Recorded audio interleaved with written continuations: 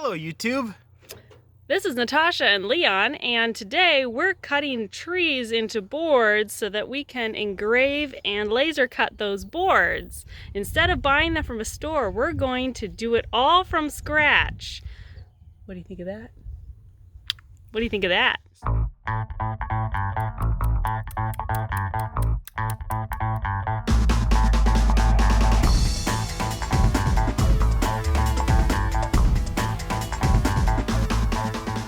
Got a bit of a mess already started, and we've already done some boards. But we take the tractor and set the log on there.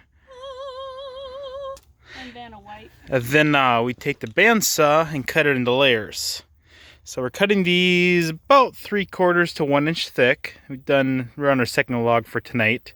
But it is like 85 out. But the sun is going down, we got a nice breeze.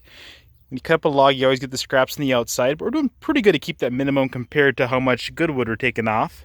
But the sawmill is borrowed from a coworker.